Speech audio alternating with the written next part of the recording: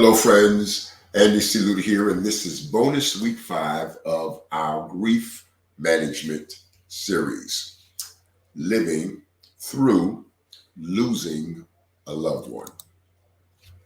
Welcome back to the Hollywood Full Gospel Baptist Church Grief Ministry, along with that of the Queen's Ministry of New York City. It is our prayer that we're all gaining knowledge, wisdom, information, and coping strategies that will assist in everyday life after losing a loved one. This evening, we will focus on stage 4 of grieving, and that is depression.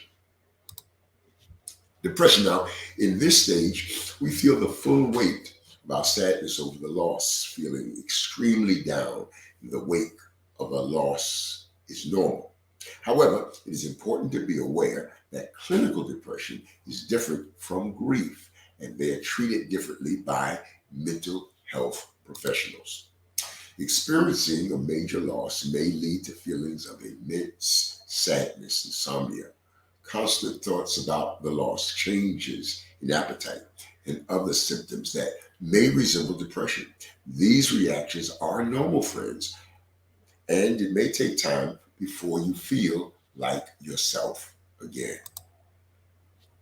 No one can tell you the length of time it takes to become normal again to grieve, as everyone copes with losses in their own way. Now, some say that one never really stops grieving after a major loss, and instead eventually learns to cope with the loss. However, if it feels like some time has passed and your grief has continued to make it difficult for you to function in your everyday life, it is worth considering whether you may be experiencing depression over and beyond experiencing sadness associated with your loss.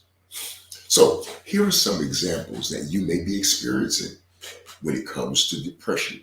In addition to feelings of emptiness and or loss, you experience a persistent depressed mood and or the inability to anticipate happiness or even pleasure. Your depressed mood is persistent and not tied to specific thoughts or preoccupation about the loss. Grief alone is likely to decrease in intensity over days to weeks and is often associated with waves of sadness or pangs of grief tied to thoughts or reminders of the loss. Depression, on the other hand, is more persistent and feelings of sadness are more generalized. You rarely experience positive emotions or humor while grieving. It is natural to preserve feelings of joy even in the wake of sadness. In contrast, depression is characterized by persistent unhappiness or misery. You experience self-critical or pessimistic thoughts that go beyond regrets specific to the loss. In grief, self-esteem is usually preserved. If you have feelings of worthlessness or self-loathing, this may be a sign of depression. You think about death and dying, and these thoughts are not solely focused on the deceased or joining the deceased. That is, you think about ending your own life because you feel undeserving of life or worthless, or you feel unable to cope with the pain of depression. Losing someone that was very important to you is tremendously difficult.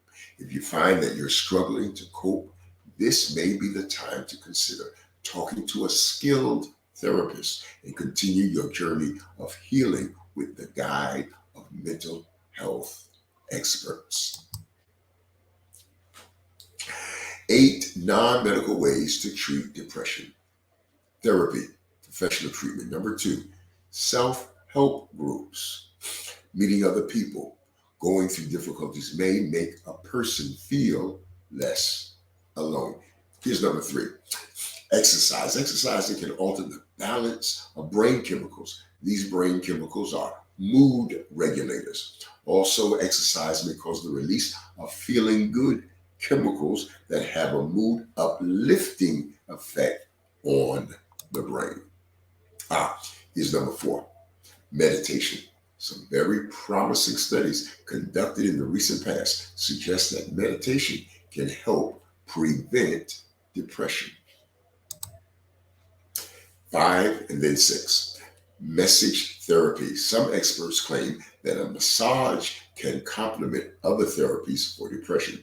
And the 6, social support. It is very important that people suffering from depression surround themselves with people who are a positive and pleasant presence in their life. 7, nutrition. A diet rich in nutrients can enhance a person's mood and relieve depression symptoms. 8, prayers and spiritual beliefs. Some people find that putting their faith in God's hand or leaning on their spiritual beliefs can help them cope and recover. Well, friends, that takes up just about all my time. I certainly want to thank you for yours. This has been Bonus Grief Session 5, and I look forward to seeing you in my Bonus Grief Section 6, which is the last in my series.